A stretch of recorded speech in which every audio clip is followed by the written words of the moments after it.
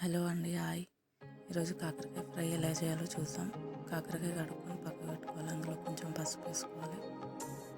పసుపు వేసుకున్నాక కొంచెం సాల్ట్ కూడా వేసుకోవాలి. వేసుకొని బాగా మిక్స్ చేసుకోవాలి. ఇలా పసుపు సాల్ట్ వేసుకోవడం వల్ల చేదు అనేది ఉండదు. ఎక్కువ బాగా మిక్స్ చేసుకున్నాక 5-10 మినిట్స్ పక్కకు పెట్టుకోవాలండి. కాకరకాయ కావాల్సిన పదార్థాలు చూద్దాం.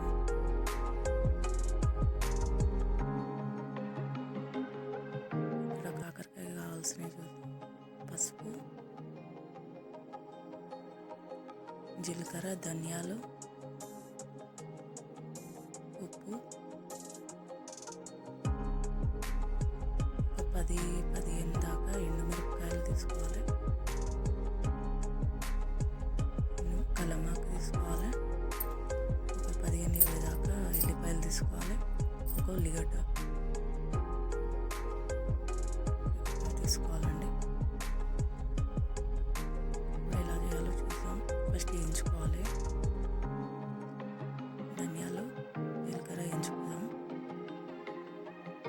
ఇవి బాగా వేగినాక ఎండుమిరపకాయలు కూడా వేసేసేయాలి.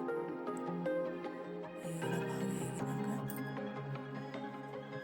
మిక్సీ పట్టుకోవాలండి. ఇవి అందులోనే మిక్సీ పట్టేటప్పుడు ఎల్లిపాయలు వేసేసుకోవాలి.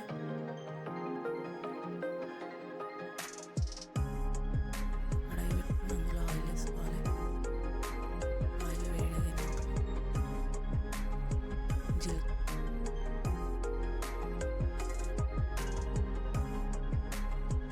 జీలకర్ర ఆవాలు వేసుకోవాలండి. జీలకర్ర ఆవాలు వేయాక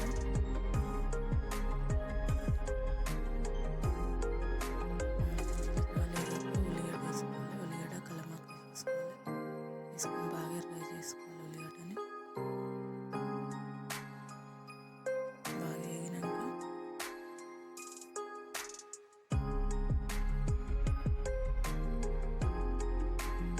ఉల్లిగడ్డ ఇలా వేగినాక పసుపు వేసుకోవాలి. కొంచెం ఉప్పు.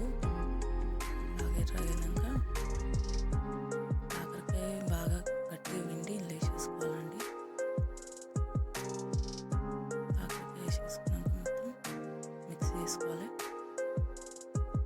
బాగా మిక్స్ చేసుకొని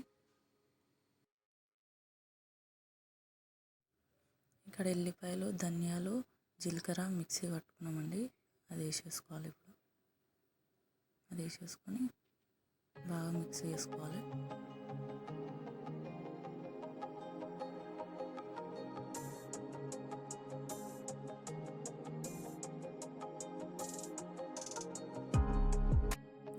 బాగా మిక్స్ చేసుకోవాలండి. ఆల్మోస్ట్ అయిపోయింది కర్రీ. మంచిగా మిక్స్ చేసేసుకొని